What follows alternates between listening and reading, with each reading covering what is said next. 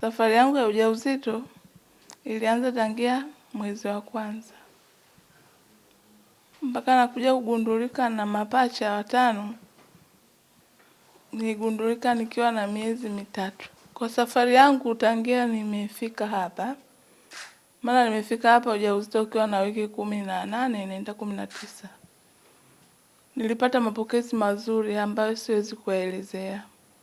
Kwa kila muuguzi anayefanya kazi hospitali. Malezi nakwenda kuelea watoto kwa upande mwingine ni kwa sababu watoto watano si mchezo. Upande mwingine ni ngumu kidogo kutegemea na kipato cha baba. Kwa sababu mimi mwenyewe saizi control labda naweza nikafanya kazi kwa karibu, sio rahisi. Ina maana tutakuwa tunategemea mkono mmoja, na yeye kipato chake hakitoweza kukidhi. Naiomba serikali ya awamu ya 6, Mama Samia Suluhu Hassan, kokote uliko ukisikia hii sauti yangu, yeye ni mwanamke kama mimi, na yeye ni mama pia. Niliyoyapitia mimi anayajua. Naomba aniunge mkono au atunge mkono mimi pamoja na mume wangu, atusaidie ili mradi hawa watoto tuwalee kwenye mazingira mazuri. Kama baba nimepokea kwa furaha kwa sababu hakuna mtu ambaye atakataa kizazi chake. Bali nimepokea kwa furaha sana. Hata kama hali sio nzuri, lakini nimelipokea kwa furaha sana. Yoyote atakayeguswa na hili, kama ataonyesha mchango wake wa kusaidia hili, basi tunashukuru.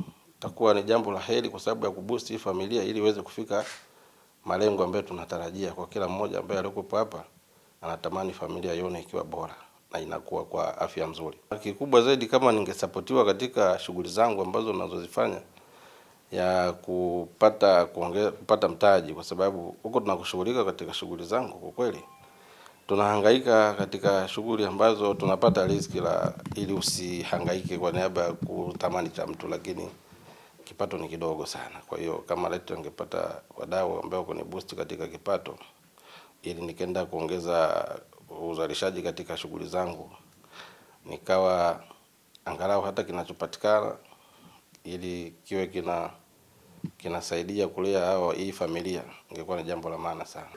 Siku 2 zilizopita hapa hospitali ya Kanda tumebahatika kufanya operation na kumzalisha mama mjamzito watoto 5. Tukazungumza na familia. Baada ya kuzungumza na familia, tukakubaliana kwamba mama sasa tumhamishe aje hospitali, mimba ikiwa na wiki 27.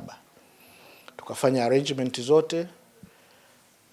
Siku ya pili tukaenda kumfuata, tukamleta hospitali. Kwa hiyo kutangia hapo amekaa hospitali saizi yapata wiki ya 5. Mpaka jana tunamfanyia upasuaji. Akiwa hapa tukafanya vitu mbalimbali kuhakikisha kwamba afya ya mama inakuwa vizuri, lakini na watoto nao wanakuwa vizuri. Kuna dawa ambazo kwa tunaendelea kumpatia kwa ajili ya kuhakikisha mapafu ya watoto yanakomaa vizuri, lakini pia na mama afya yake inaendelea vizuri, na tulikuwa tunafanya ultrasound kila baada ya wiki 1 kuangalia maendeleo ya mtoto. Tunashukuru Mungu, upasuaji ulienda salama. Tukaweza kumzalisha mama kwa njia ya operation, akapata watoto 5, na watoto wote 5 wanaendelea vizuri. Kati ya hao watoto 5, watoto 4 ni wa kiume na mtoto mmoja ni wa kike. Mpaka sasa hivi tunavyozungumza, leo ni siku ya 2 baada ya upasuaji. Mama anaendelea vizuri, anatembea, anaenda kunyonyesha watoto wake, kwa sababu watoto wako kwenye chumba maalum cha uangalizi. Lakini pia watoto wote 5 wanaendelea vizuri.